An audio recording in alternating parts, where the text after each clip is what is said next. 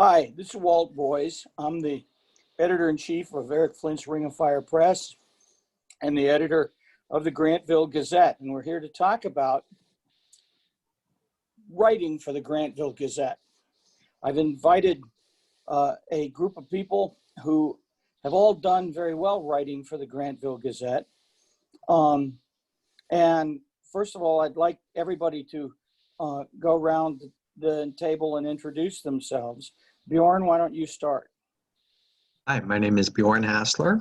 I've written 18 or so stories in the Gazette, and I am Walt's managing editor.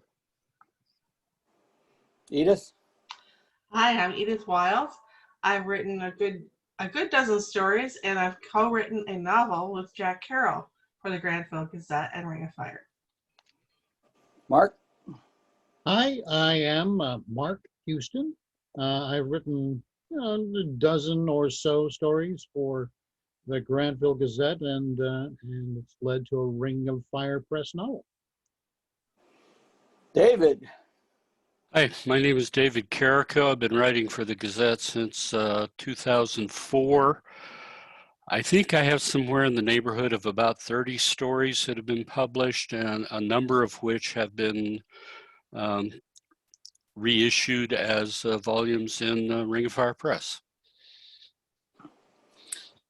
So you've all been doing this for a while now. What is it that drew you to writing for the Grantville Gazette, and why do you keep doing it? Pick a person. All right.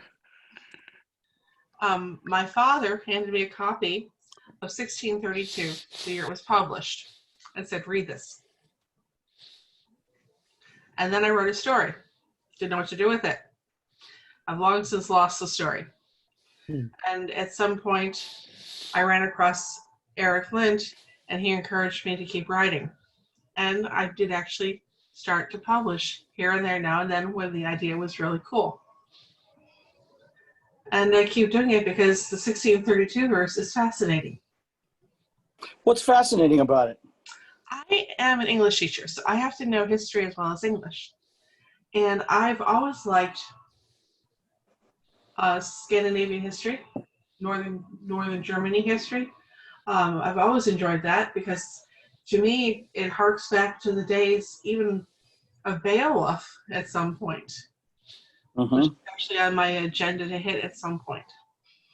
So it really is a cool thing to write about because you can construct a total universe, world building, and have real people interplay with characters and have things work out differently. It's kind of like playing dice and having a good time with it. Bjorn? I found Baines Bar at some point and realized that readers could write stories in this universe and that they counted.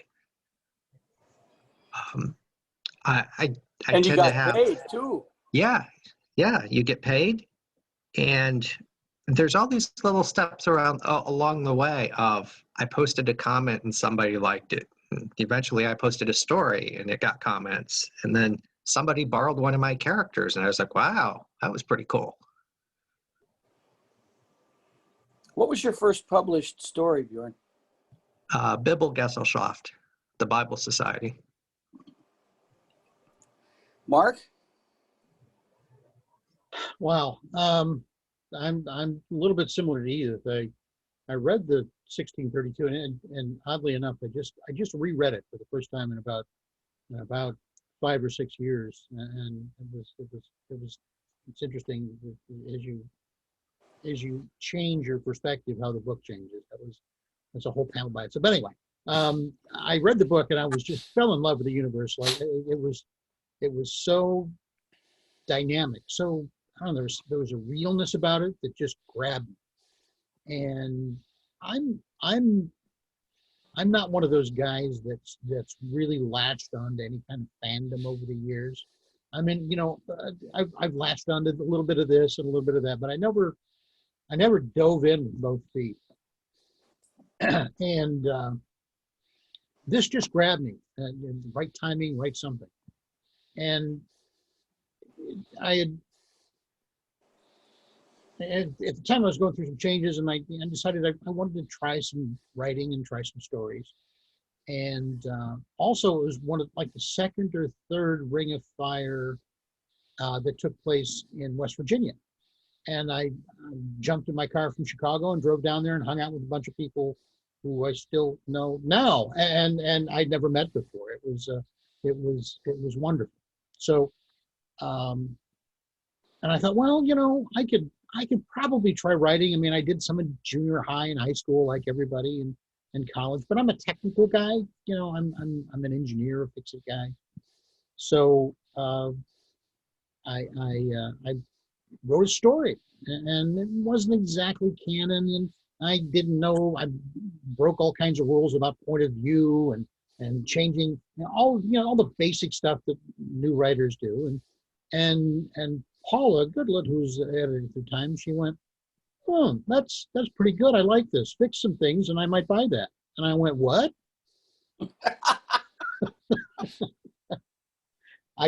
You give me money, I give you words. This is great. And I was hooked.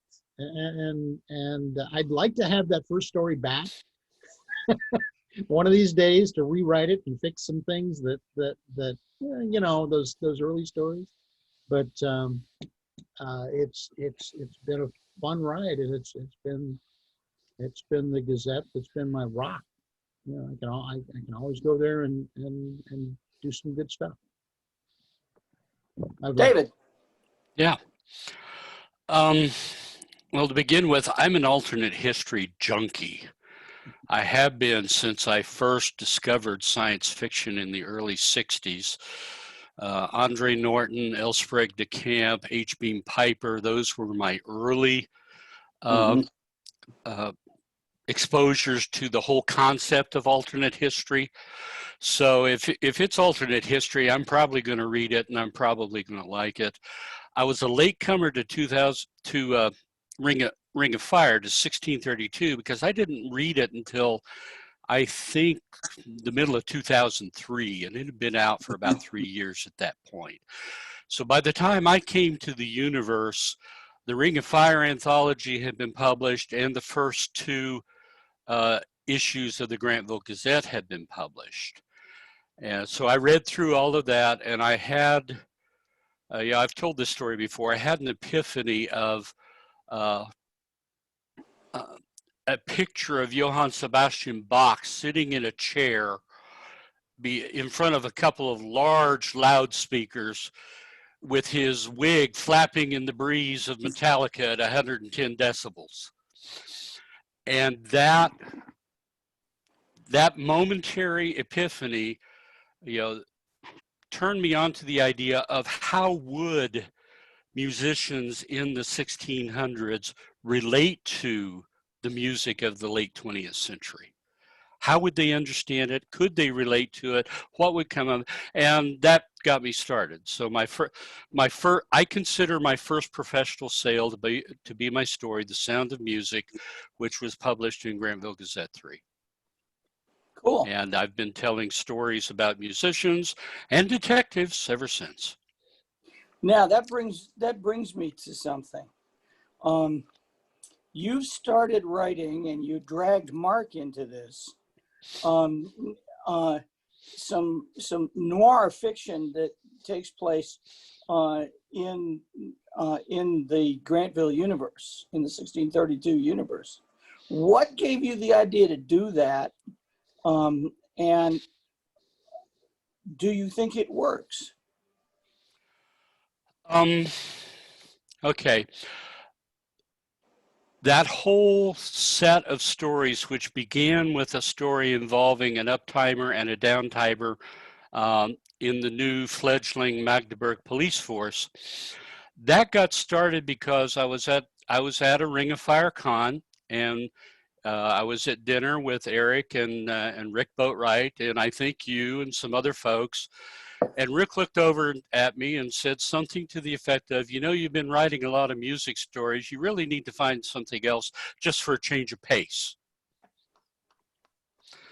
Now, Rick is good at that kind of thing. I mean, Rick will throw these comments out that just, okay.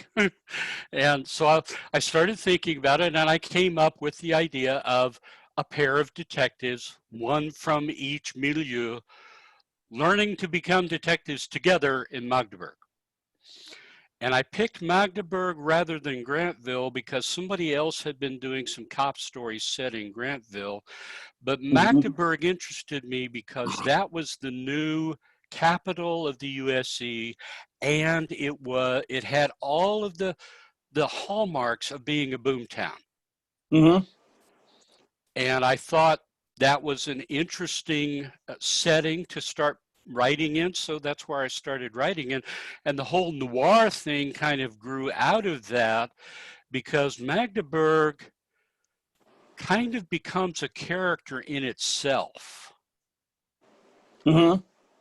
And every good noir story, the city has to be gritty and has to be dark and has to have, there have to be places where you don't go and even the cops don't go in less than 5 or 6. So that kind of setting made for interesting stories. And so every once in a while a story comes up and I write it, and I sucked Mark into writing the latest one, and it's a good story. Now, something interesting I find, Mark, is that you hide under your mild-mannered engineer persona, but you wrote one of the most beautiful Jane Austen pastiches that I have ever run across, and it got nominated for a Dragon Award. What gave you the idea to do that, Mr. Engineer? Truth be told, if I knew at the end of it what it would take to get through it at the back end, I probably wouldn't have started it.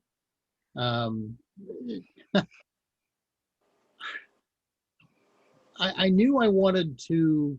The whole thing started because I wanted to set a story away from everybody. I thought, everybody's playing, and at the time when I started, everybody was playing in Grantville, everybody's playing in Magdeburg, and all these other things. I looked at the map and I said, where isn't anybody? And I went, oh, Tyrol. There's nothing much going on in Tyrol. There's mountains. It's beautiful. So then I literally got out a map, and I looked at the map, and I started, going up and down the Inn Valley. Just looking for a castle in the right spot, the right size, the right vintage. And I went, oh, there's a castle right there. And I picked that castle because I thought that was a cool castle to set a story in. And then I started, like we all do, the detailed research. And then I discovered that this was a headquarter for one of the branches of the Fugger, and the Fugger were the wealthiest people, like Sam Walton, wealthy level. They financed the Habsburgs. They owned silver mines, gold mines, copper mines, textile mills. They were a massive corporation. I suspect that they would have made Sam Walton get back in his pickup truck and drive away. Yeah, they were. But they are still around, and they are still wealthier than the Waltons. Yes, actually, the second generation Fugger was. Let me get this right. The richest man who ever lived, and whoever will live. Mm-hmm. Because he controlled so much of the world economy. One pair of hands. It was, the Habsburgs. He financed them. Anyway, so I discovered this. Not only richer than Croesus, but richer than Bezos. Yes, it was two Bezoses together. It was. So I liked the castle. Now I've got story gold. So I went, wow, look what I found. And then it sort of grew from there. What would cause this? Well, rich, poor. I knew I wanted a female lead. And then the pieces just sort of fell together. And I thought, well, we could make this work because, I gathered up what you did when, how many have always done this? You look at genealogies as to who was alive, and names, all of that. How many? Oh wow, okay. Well, there's this guy and that guy, and then when I found a character who was killed at Alta Vest, in real life, and that again became story gold.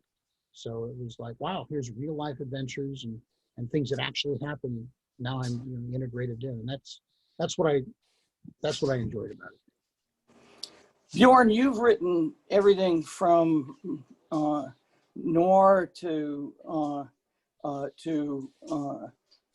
things about religion to one of the best love stories I've ever read. The letters to Kathy Sue. What makes you see that the 1632 universe and the Gazette can hold all that stuff? I found the Uptimer grid fairly early on and started playing around with that. That's the document that lists all 3,500 or so Uptimers. And there are ways that we can put in the notes here of seeing this in a viewer that lets you see your characters' families. And for Reed and Kathy Sue, I really just started out by looking for a couple from a particular religious tradition, and then I was struck by the alternating pattern of Reed's military deployments and their kids' births. How they're in a downtime setting, but he keeps getting sent out with the Army, and it just I felt like that was close enough to what was going on, in our timeline right then, that I could write a story about it. And then I just started a list of what would they talk about. One of the things that it makes the Grantville Gazette completely different from any other magazine, or almost every other magazine anyway, is the fact that we use the crit group on Baines Bar to help people learn how to write. Did that help you guys? Absolutely. Yes. Absolutely. Writing for yourself and writing for publication are two different things.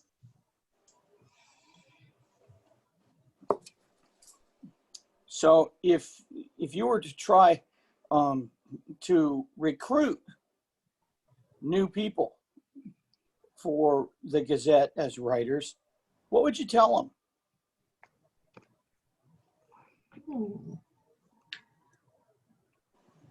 There's this cool thing you can do if you're really interested. And you always talked about writing stories. Come on. Yeah, I've pitched it to people before as this is the one submission forum I know of that they will help you learn how to write, and they will help you critique and shape your story to the point where they will then turn around and buy it. I don't know of anybody else that does that. No, I think it's really does. important. I think that's really important, David. One of the things that makes me sad, though, is that we have so few people of color. We don't even have that many women writing for the Gazette. We don't have a lot of people of color. We don't have a lot of alternate lifestyle people and all the rest of that stuff. And you would think that having an entirely new world to play in, and the only rules are that you have to be consistent with what has gone before. You can do anything else that you want. I'm not sure we're pitching this thing right, because I think it's wonderful. I love the idea that we have that we've had people who've written their first published story in the Gazette and gone on to be nominated for awards, like Carrie English, who was nominated for a Nebula, Mark Huston, who was nominated for a Dragon Award. David. David, Yes. yep. And all of this leads me to believe that somehow we're not communicating correctly. And I need help with that. I really do. Because there are, what's the line? There are 10,000 stories in the Naked City. Yeah. I think we're only getting 500 of them. I'd like to see the rest of them. One of the things that people have always, when I've pitched it, like my writers group, and I actually convinced one person to take the plunge in my writers group here in Chicago, that the entry bar, because there's 10 million words in print, something like that. Am I close? Well, there's a lot more. In the series, it's more Yeah. than that. No, Yeah, okay. it's close to 12 million now. Oh, okay. I've been slacking. Yes. Quickly, write more. Bjorn, get your whip. But I think people look at that and they get a little intimidated. And I always tell them, no, if you've read 1632, you've got enough. You get it.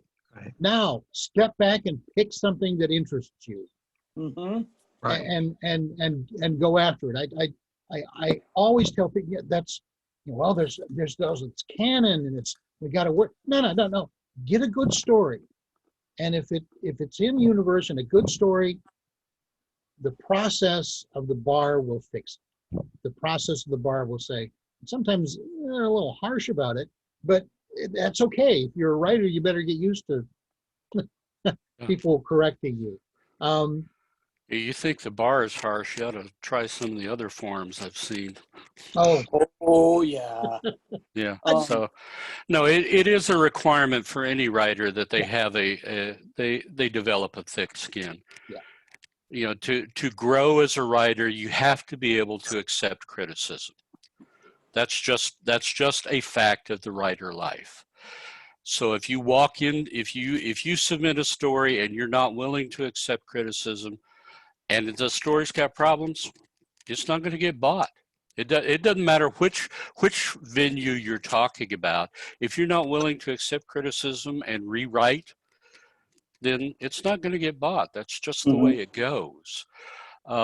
Yeah, what Mark's talking about, the size of the universe now, and the whole structure of the grid, and the fact that while the universe is fairly wide open, you can't come in and just fantasize. You have to have a logical story that fits within the universe and the framework, and that causes some people some problems. But we've had new writers this year, so it's not like we're totally dependent on the first or second generation. We're seeing new blood. But I hear what you're saying, Walt, and frankly, I don't have an answer, but if we can come up with one, I'd like it to happen. Oh yeah. There's a lot of rumors that surround what we're doing. One of them is, you don't want to post a story to the bar. Those bleepity bleeps are going to eat you alive. They live to eat people alive, and things like that, which is, every so often Bjorn and I have to get out the nightsticks and go fix it. But mostly people are really willing to spend time helping people learn to write. I'm perfectly willing to. I am the only editor of a Science Fiction Writers of America approved venue that doesn't just send rejection letters. I don't. And I got a note today from somebody who had submitted something through the Gazette Annex, which is stories that don't have anything to do with the Ring of Fire universe, which we publish anyway. David, you wrote a Honor Harrington story that was published there. She said, I know I submitted this and I hope you're not upset, but I have found another publisher for this story. I wrote her back and said, congratulations, good for you. The idea that I have is that people can come to the Grantville Gazette, learn their craft, and either stick around out of joy and love of the series or go off and write stuff elsewhere. There have been a number of authors from the early days of the group who have become successful commercial authors. Jason Cordova. Mm-hmm. And I think there's there's probably 2 or 3 others if I'd stopped to think about it. So well, it's Gorgon Paula. David Carrico. David Carrico. True enough. True. And David is writing these YA fantasies and in some cases adult fantasies. David, I truly do wish they sold better.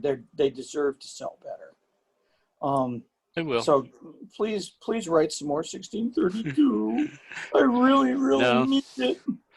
I have committed to Eric to turn in 4 books next year. At least 2 of them will be Ring of Fire Press 1632. I know, he told me. I'm very grateful. Thank you. Yeah. The thing that I'd like to move to now is there are uptimers and there are downtimers. There were 3,500 uptimers, and now there are a whole lot less due to war and pestilence and plague. And aging. And aging, and many of them don't live in Grantville or in Magdeburg anymore. So why do people still try to concentrate on uptimers when there are at least 1.5 billion downtimers scattered all over the world with interesting stories to tell? Is this just my plaintive complaint, or I don't know. What do you guys think? I think when you're just starting out, it's easy to focus on the interplay between some uptimers and some downtimers, and Grantville's a great place to do that. I know that I started that way with a group of characters, and I have more or less been writing a story for each person in that social group, which has kept me busy for a good long while. But, you know, I've written some stories elsewhere where there are very few uptimers. You know, one drives by once in a while.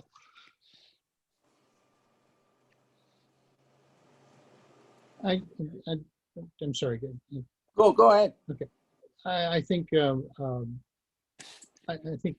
he's very right. It's a matter of you want to, when you first start writing, you're writing from the point of view that you know and you're familiar with. So I think that's sort of natural. It takes some, you know, a different point of view. I think, you know, somebody with some somebody has a history degree, or somebody that, you know, studied, you know, ancient English literature, and they've got a poet they want to write a story about, you know, something like that. But I think there's a tendency to for the fish out of water story, which is a great place to start. I mean, I would I would not discourage somebody from writing that, but it's a good first step. It may not be the story that gets bought. Maybe the second story does. But that, yeah, I would encourage that if you want to write that. It's Well, also accessibility. go ahead. It's also accessibility. The Ring of Fire and the Grantville Gazette have opened up a universe that's accessible. So if you know how to research it and you know how to climb inside it, it's very simple to find a way to write a story.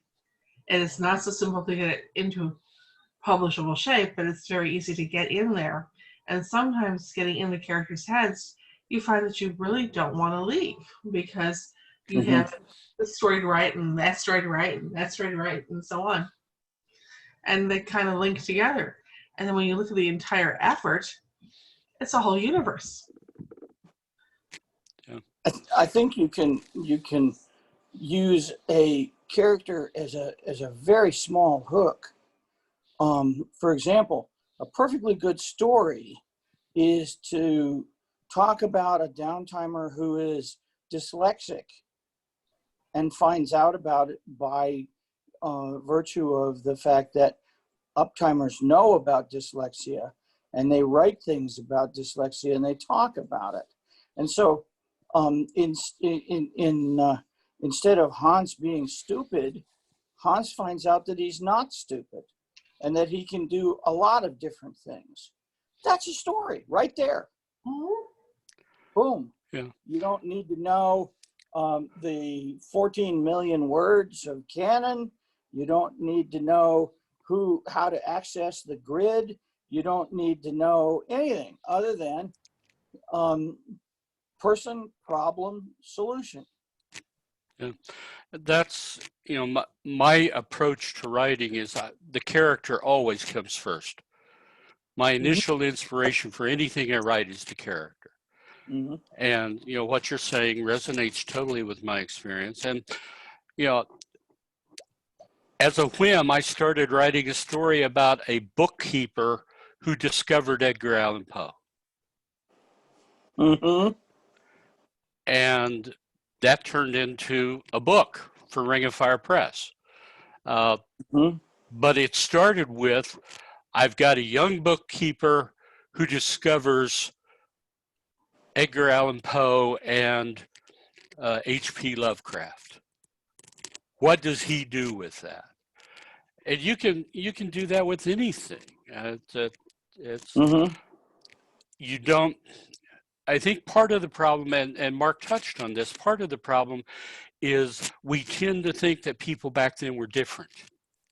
And because we're not conversant with everything back then, we think we have to write about what we really know, which is the uptimers. No, people are people. It doesn't matter what time frame you're in. The things that drive people are the same things that drive people in any culture in any time frame. So find a character, develop a character, create a character, and think of something to tell. If you can tell a story about somebody in 2010, you can probably tell that same story about a character in 1635. But as a point, I wrote a story, I think it was in Ring of Fire 4, about this guy who is a certified alcoholic. In fact, the story opens with him waking up face planted into a very, very large horse turd. And he winds up helping to restart the Salvation Army. And there are no uptimers to speak of. There may be one or mention of one in that whole story. There's just this guy who saw some horrible things happen at the siege of Magdeburg and the sack of Magdeburg, and he's trying very, very hard to crawl out of the pit of PTSD that he that he fell into. It's that kind of story that I think makes a not because I wrote it, but that's the kind of story that makes a good Grantville Gazette story. And they're not hard to get your hand around. I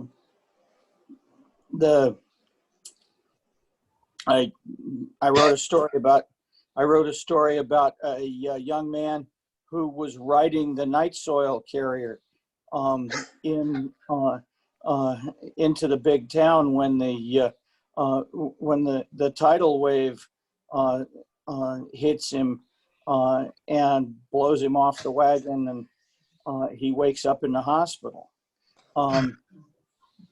His life is changed utterly. And there are stories like that we can write. And what I think that's really cool is that those stories can have an effect on people from now to a long time in the future. And I think that's one of the reasons the 1632 series by itself does as well as it does.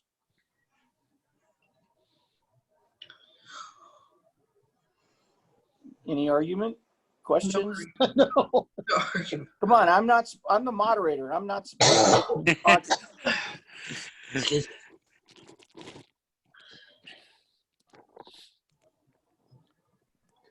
One of the problems, excuse me. Go ahead, Edith. One of the problems with writing is sometimes being able to stay focused on what you want, not fall off the rail and have the story end up somewhere you didn't want it to go. And sometimes you write a story and it falls off the rails.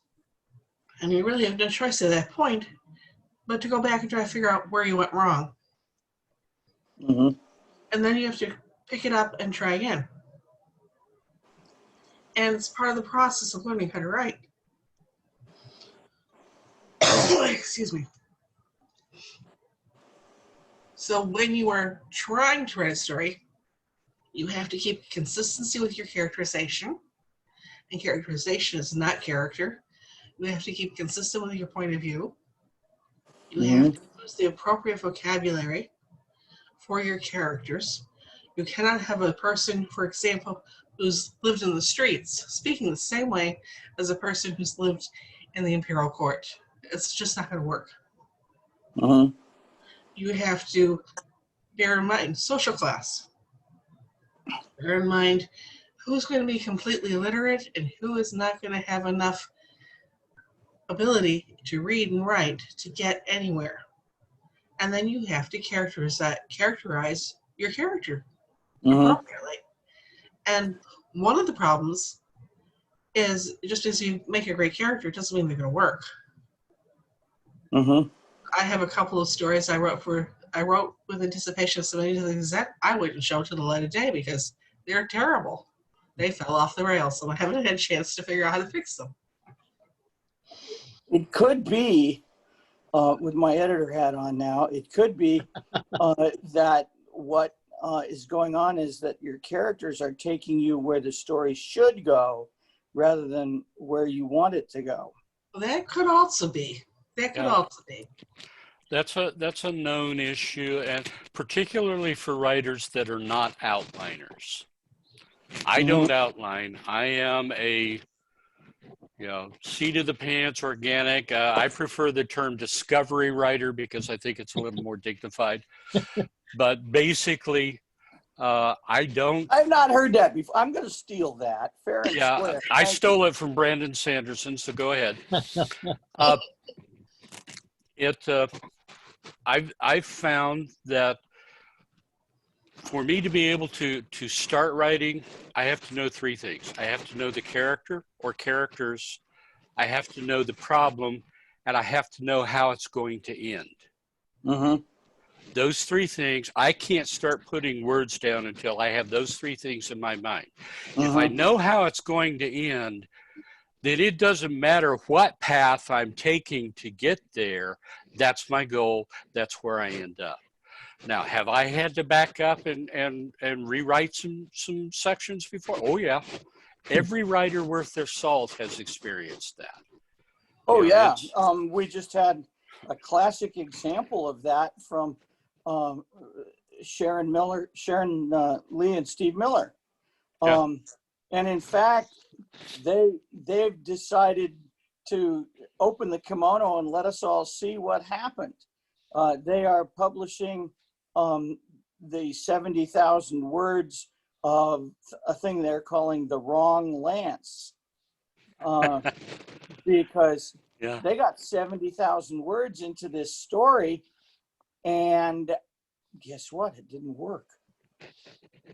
And they had to back all the way back out of it and start over again. And so it happens to famous and well-written authors too. Why should somebody who has read maybe 1632 and a couple of the other stories, why should they write for the Gazette? Well, to be flippant, why not? Well, that's Okay. also true. When I started writing, it was experimental to see if I could do it. I'd already tried when I was in college, gave up. Mm-hmm. Tried it in the 90s when I was a stay-at-home mom, gave up. And third shot, give it another try. Well, about the fourth or fifth story I wrote, I actually was brave enough to put up on the forum, and Paula bought it. Cinco de Mayo. And I was really proud of that, when I still am, because it felt so good to write.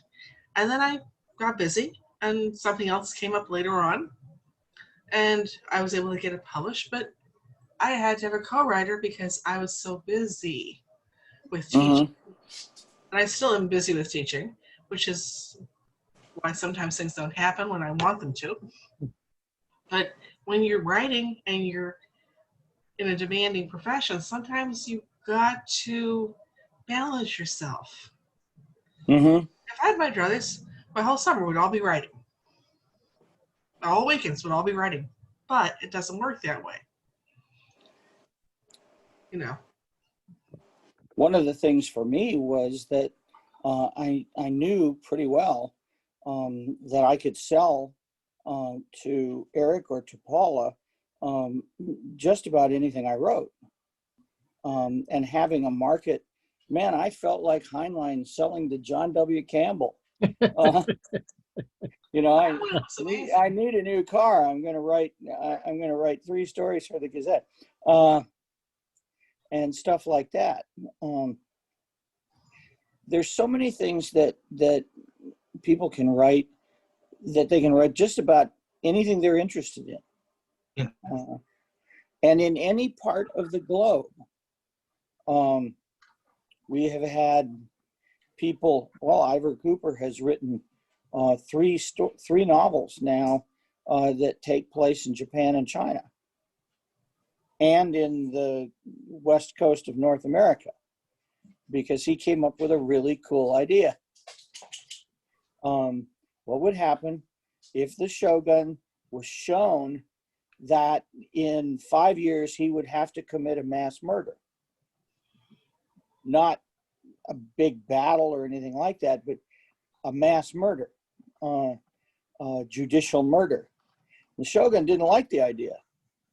And from there, a story depended. The same thing is true with some of the stuff that everybody here has written. I really, really would like to see more people write, and this is a plea, I think, from all of us to new authors. Please come try us out. You might actually like it. You get an answer pretty quickly too. Instead of sending in your manuscript and waiting for a year to find out that, no, this is not what we're looking for. Thank you for sending it. Or 2 years. Or 2 years. You get pretty decent feedback, because you can tell after about 2 weeks in the crit group whether your story is viable or not, whether it's viable and whether Bjorn and I are going to buy it. And at that point, you can decide to, I don't know, slink away, or you can dig in and figure out what you did wrong and do it again and make it right. Because 8 cents a word is not too bad, people. It really isn't. 8 cents a word is the standard SIFWA rate. And sure, it's not really good money. Technical writers generally do better than that, but fiction writers don't. That's about the going rate for fiction. That's about as good as you get unless you're a big name. Mm-hmm. Yeah, if you're David Weber or John Ringo, you might get 10 or 15 cents a word. But for a standard mid-list writer, 8 cents a word's about as good as you get. Yep, that's right. There's a lot of small venues out there that are paying 2 or 3 cents a word. And or better yet, they send you 2 copies of the book and a letter of thanks. yeah, that too. To go back to how you don't need to have read the entire series to write a story that leads to making a major contribution. Well, one of my favorite stories is by Eric S. Brown, who likes comic books. So he decided to write a story about a comic book in the 1632 universe. And a Native American finds this book in a dying Englishman's pack, looks at it, and while he can't read the words, he can figure out from the pictures the story of the Red God, who he takes as his own. And this particular Native American has already had some ideas about the way things ought to be, and now he has some more ideas about that. And he's going on to, he has already figured in several other stories where he's becoming an important player in intertribal politics, and you will definitely be seeing him again. I don't think that Eric read a large part of the series in order to do that at all. Yeah. If I remember right, Bjorn, he read 1632, Mm-hmm. and then he got a hold of me and he said, I have this idea. Will it work? Mm-hmm. And I said, I don't know. Why don't you write the story? Because I'm evil that way. And he wrote the story. Now, this is a guy who has had 3 of his novels made into movies. He's probably the most published author we've attracted to the 1632 universe. And he's dropped in a couple times, wrote some really off-the-wall stories like the Tales of the Red God. And then he wrote a set of stories about a group of LARPers, both uptimers and downtime. And if he has time, he drops a story on us once in a while, and if not, then not. But he doesn't have to do any research at all for what he does. If we find him doing something that we have to say, you can't really do that, he's great. He'll take it, tear it up, do another one, which is what any writer should have the right to do when they're writing for the 1632 universe. It's just so easy to write for this universe. I gave as a writing assignment several years ago, and unfortunately the person I gave it to looked at me and went, "That's stupid," and walked away. I said, take a village in the farthest eastern part of Germany, almost all the way to Poland, or almost all the way to Bohemia. These people have never seen an uptimer. The only reason they know anything about uptimers is because they get newspapers, and the newspapers are all chock full of stuff about uptimers, and they get occasionally some material goods, some mercantile stuff that was made either by an uptimer or to the designs of an uptimer. And talk about what that village is like. What's going on in that village? Are the younger men in the village wanting to try different plowing techniques? Are the older men, you see where I'm going. Yeah, Mhm. totally. In that kind of situation, if you were going to write a story about it, what would be useful to them would be explored first. Mm-hmm. And you could either write a drama or a comedy. Mm-hmm. There's an important point I think that needs to be made about those stories is they're going to be about the people, not the things. Absolutely. We get a lot of stories about things, and thing stories can be cool, but people stories are easier to write, usually more interesting. Mm-hmm. Yeah. And you tend to write checks for them. Yes, well, I buy them, Eric writes them. Yeah. Walt, to kind of come back and touch on something that has floated to the top a couple of times.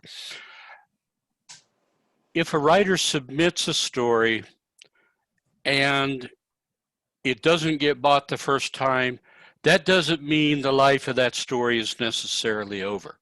That's right. You And that's can different. revise that story and resubmit it. I'm trying to remember which story it was. I had a story within the last few years that I think I went through like 5 revisions before I finally arrived at the final version, and you said, send me the file. You're a Which, piker, David. The yeah. record is 17 revisions before I bought it. Well, Walt, I think the record may be 18 because Rick Boatwright's Canst Thou Send Lightnings was, I think, was 18 revisions before it was bought. But that was in Paula's time. Yeah, I think you're right. But the longest, and of course I went. Eric had me rewrite a Witch to Live, which was my first published fiction in 15 years. He had me rewrite that 7 times, and he posted it on the crit group and said, this is why I'm sending it back. This is why it isn't publishable. And we want people to bring their stories back. Mm-hmm. You nailed it, man. I'm never gonna tell somebody, don't let the door hit you on the butt on your way out. That's not what we do here. Sometimes it makes me go, why can't I be a real editor and have the red line of death and all of that good stuff? Why can't I just tell people, look, this is terrible. Go away and learn how to write. But I can't. In the first place, I don't want to. In the second place, Bjorn won't let me. And in the third place, Eric would be upset. Because the whole idea here is to invite people in, come and play with us. And that is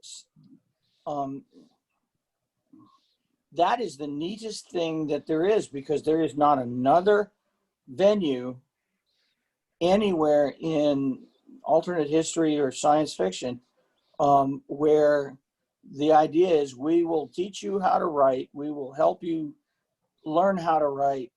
And then the prize is we will give you money. Yeah. Yep. Well, the point I was trying to arrive at is that, yeah, we want to encourage new writers. We want to help them develop their skills, develop their craft, which takes time, which takes experience, which takes, you have to keep submitting, you have to keep plugging, Mhm. but the writer has to have enough, not necessarily self-confidence, because when I started out, self-confidence was not real high on my radar screen. I But remember. has to have enough desire to tell the story to keep Mhm. plugging away at it. And you can, if you will plug away at it and will listen to criticism, constructive criticism, you will eventually shape any story to a place where Walt and Bjorn will buy it. And you'll have the satisfaction of telling a story. Mm-hmm.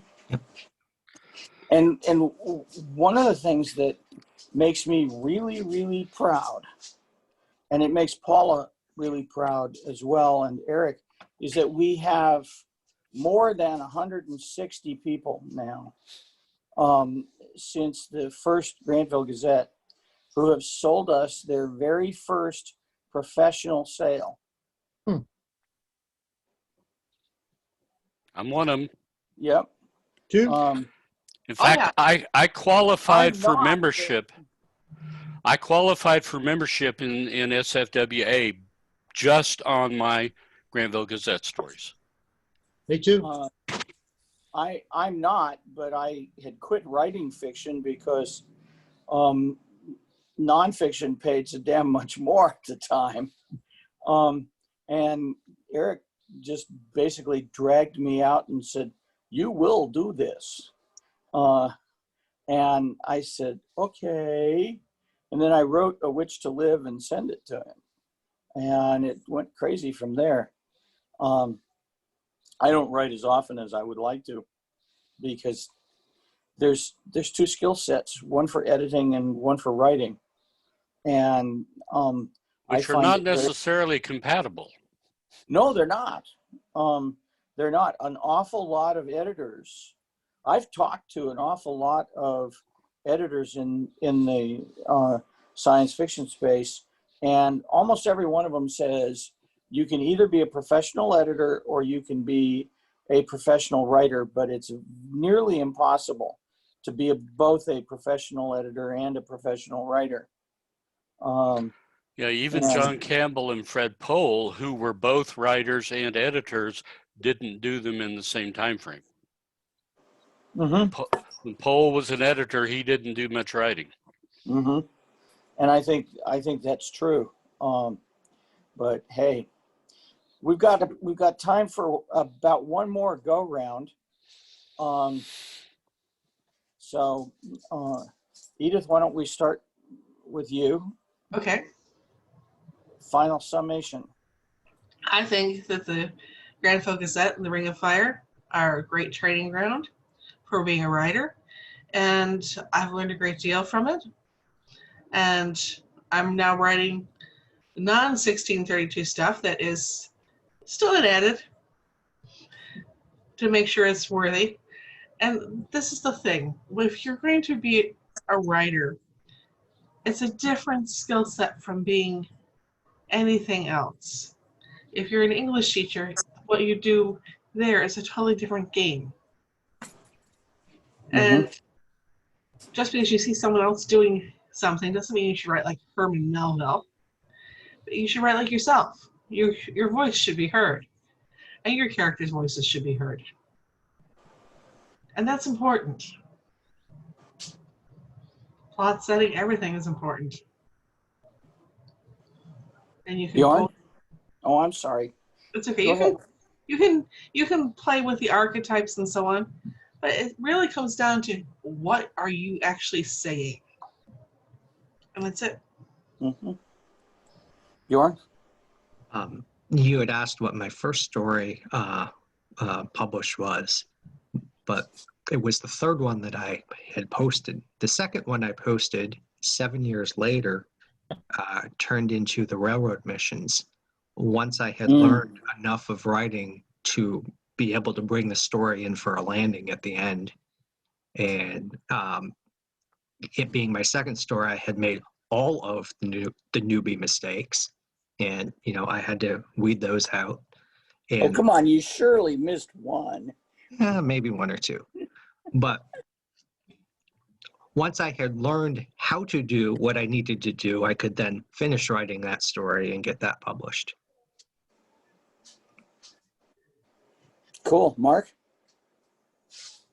I firmly believe that the Grantville Gazette is the best way to enter in as if you want to be a professional science fiction writer.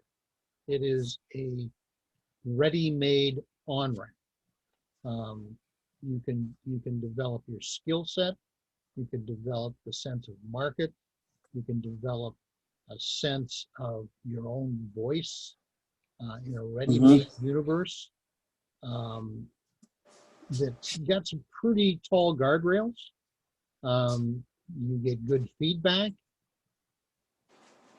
You get the opportunity to get checks when you sell. And you can develop relationships with other writers, other editors. It is. I don't know why we're not inundated. I really don't. With as many people who are knocking their foreheads against the wall out there, trying to sell to Apex or Analog and all that stuff. Those are great markets, and I've pitched stories to them too and got rejected. But here, you can make progress as a writer, and I don't understand why we don't have a whole lot more people. I'm just amazed. David? So come on down.